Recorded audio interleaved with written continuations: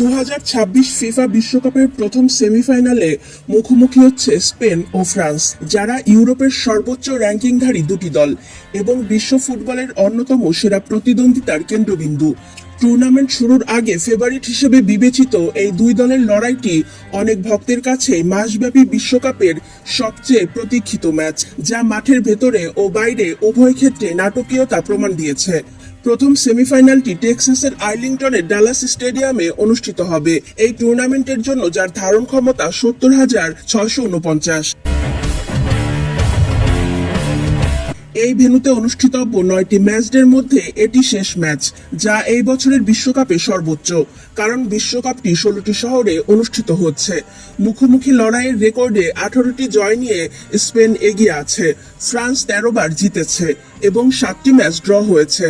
ডালাসে মঙ্গলবারের এই লড়াইটি আরো বিশেষ, কারণ ফুটবলের দুই অসাধারণ প্রতিভা একই মাঠে নামছেন, কিলিয়ান এমবাপ্পে এবং লামিন ইয়ামাল। এমবাপ্পে এবং ইয়ামাল লা লিগার এল ক্লাসিকোতে বেশ কয়েকবার একে অপরের মুখোমুখি হয়েছেন, যা প্রতিদ্বন্দ্বী ক্লাব রিয়াল মাদ্রিদ এবং বার্সেলোনার মধ্যকার বিখ্যাত ডার্বি। কিন্তু এবারের মঞ্চটি অনেক বড় এবং পুরস্কারটিও বিশাল। বিজয়ী দল বিশ্বকাপের ফাইনালে খেলার স্বপ্ন পূরণ করবে, যা প্রত্যেক ফুটবলারের স্বপ্ন।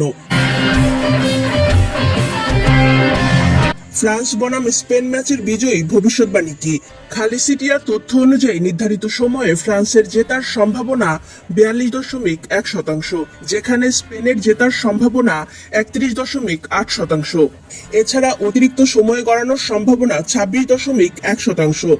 এক বছরেরও বেশি সময় আগে 2025 উয়েফা নেশনস লিগের সেমিফাইনালে দুই দলের শেষ দেখা হয়েছিল, যেখানে ইয়ামালের জোড়া গোলে স্পেন পরের পর্বে যাওয়ার সুবাদে ফ্রান্সকে 5-4 গোলে পরাজিত করে। ফ্রান্সের প্রধান খেলোয়াড় কারা?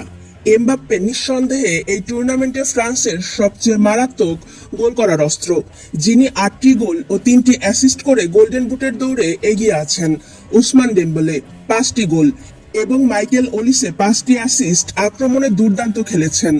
রিয়াল সোসিয়েদাদের কম আলোচিত স্ট্রাইকার মিকেল ওয়ারজাবাল 4টি গোল করে এই টুর্নামেন্টে স্পেনের সর্বোচ্চ গোলদাতা হয়েছেন। মিকেল মোরেনো 2টি গোল এবং মার্ক কুকুরেলা 2টি অ্যাসিস্ট ও প্রভাবশালী ভূমিকা রেখেছেন। অন্যদিকে ইয়ামাল ধীরে ধীরে থিতু হচ্ছেন এবং এখন পর্যন্ত একটি গোল করেছেন।